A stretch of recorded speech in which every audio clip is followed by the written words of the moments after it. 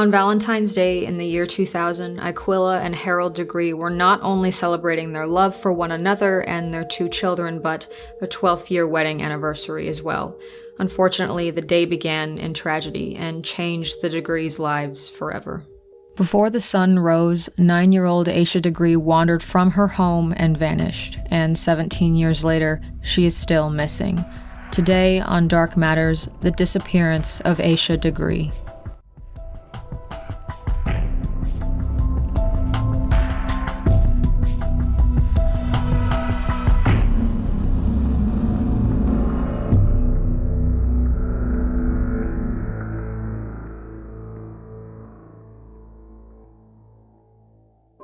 The Degree family seemed to live a typical but happy American life.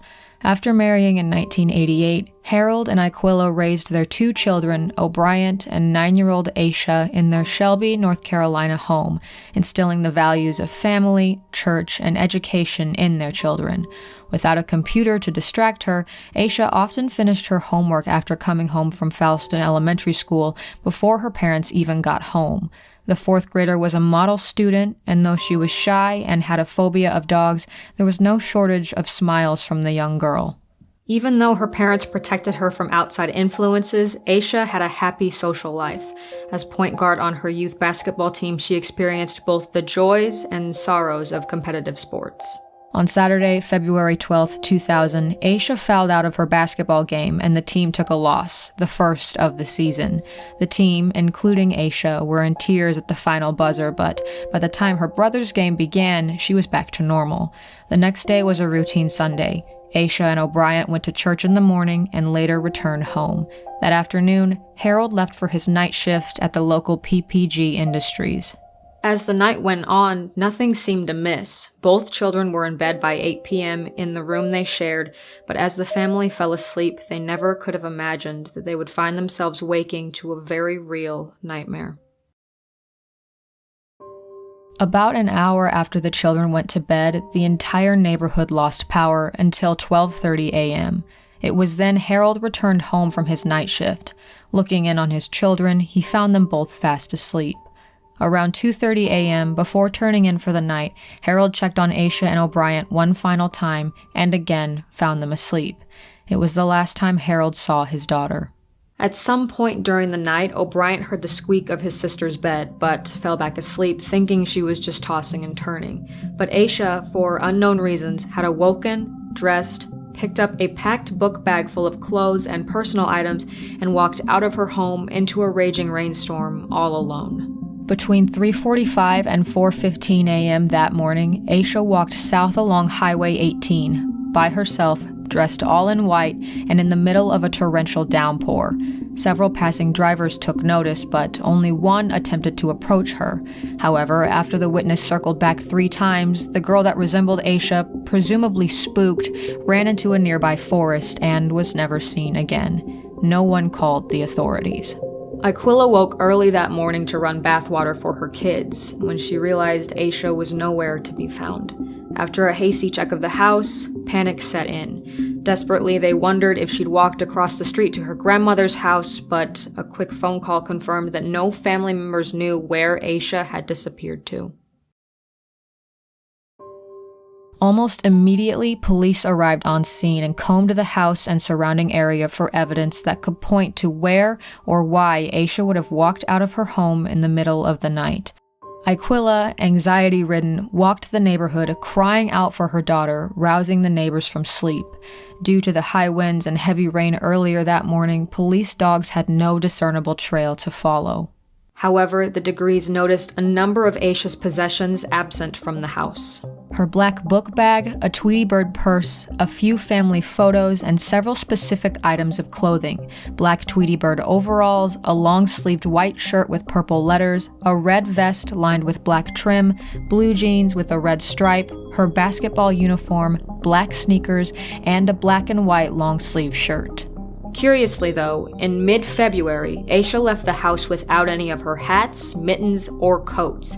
Family also noted that Asha's house key was in her book bag and the front door was locked behind her after she left the house, meaning she possibly could have locked it herself. Despite the efforts of law enforcement, friends, family, and even neighbors, there was no trace of Asha Degree. However, after local news stations ran the story, truck drivers and motorists who'd seen her along the highway came forward. This led police to the area of Highway 18 where Asha was last seen, and to a local business, Turner's Upholstery. On February 17th, in a tool shed behind Turner's, police found a single pencil, a marker, several candy wrappers, and a Mickey Mouse hair bow. All belonged to Asha. But this evidence didn't offer any promising information, and just a week later, with 9,000 man-hours and 300 unsuccessful leads under their belt, police officially ended the search for Asha Degree. However, Sheriff Dan Crawford pressed media and news outlets to keep running the story to ensure her face was never forgotten. 18 months passed with no progress, but then in August of 2001, a contractor recovered a chilling piece of evidence. Buried in a construction site along Highway 18 was Asha's book bag, wrapped in trash bags and still fully packed. Curiously, Asha was last seen walking south about a mile from her home along this same road, but somehow her bag ended up 26 miles north of her house in the opposite direction. Not far away, authorities also recovered animal bones, a pair of men's khaki pants, and a month later, a similar trash bag to the one wrapped around Asha's pack. The FBI tested and analyzed the evidence. However, the results of those tests have never seen the light of day. But what we do know is authorities heavily believe Asha met with foul play. 3 years passed with no substantial leads. Police did receive a tip from an inmate at the local county jail that they might find something of interest concerning Asha's case in Lawndale, South Carolina, where Shelby and Rube Spangler roads meet. But all that they recovered were animal bones. Though years passed and the outlook was bleak, the Degrees refused to let their daughter fade from memory. Asha's story ran on national news outlets, and her family made appearances on television programs such as The Oprah Winfrey Show, The Montel Williams Show, and America's Most Wanted. While the case received more attention, no new leads came to light, and those who know of and remember Asha Degree are left with their theories concerning her fate.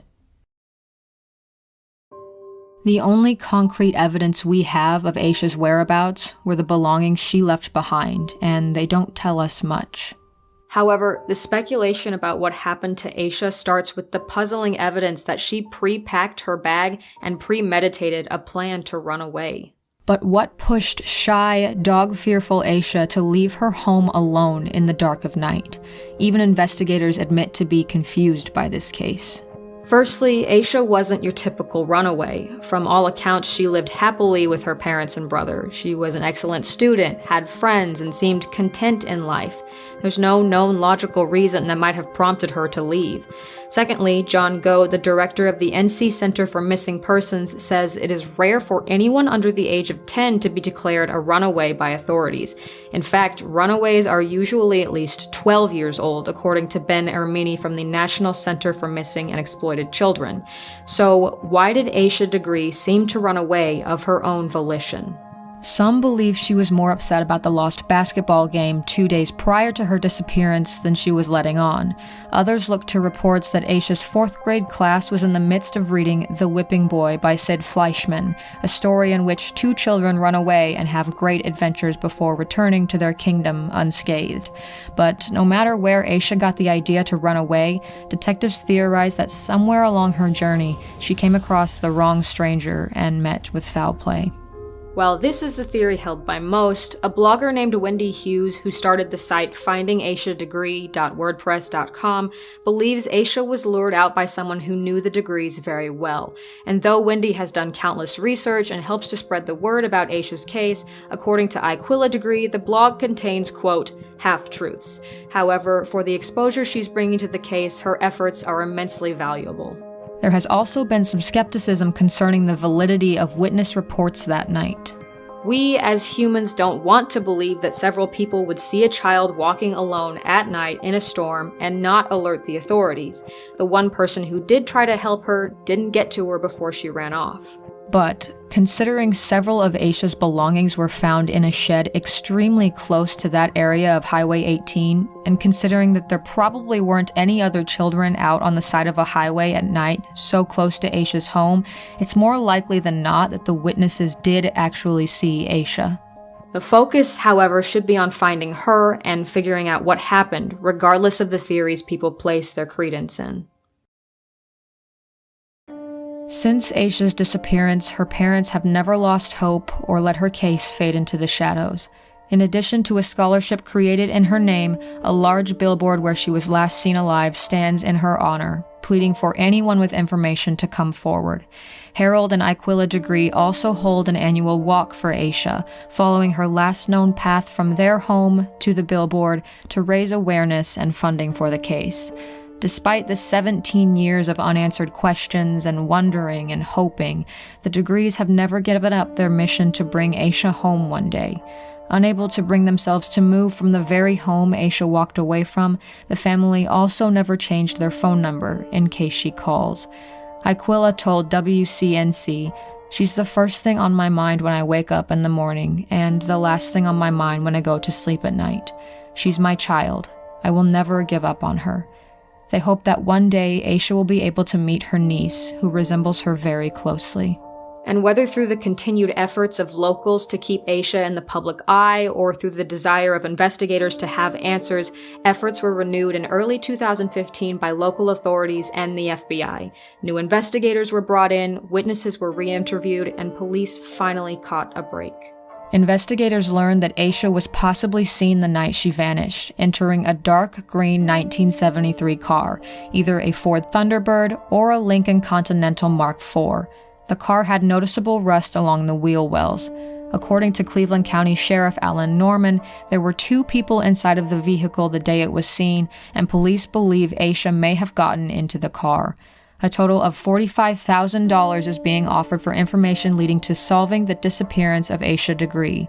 She was 9 at the time she went missing, and as of the publication of this video, she would be 26 years old.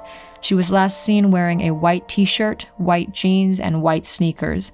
If you have any information leading to the whereabouts or events surrounding Asha Degree's disappearance, please contact the FBI's Charlotte offices at 704-672-6100. Again, that's 704-672-6100, or the Cleveland County Sheriff's Office at 704-484-4822. That is 704-484-4822. Thank you all for giving this case a moment of your day. It is always heartbreaking when tragedy strikes a family, but especially so when children are involved. We can only hope that someday Asha is found. So no matter what you believe or what you speculate, I ask you only for respect in the comments, and remember, though these may be dark matters, the darkness always matters. Thank you for watching the video, and thanks to the investigators, the FBI, bloggers, Asha's parents, and anyone who's kept Asha's case alive and in the public eye. If you're looking for more unsolved cases, be sure to subscribe so you don't miss any new videos from me. Stay safe, friends, and have a good night.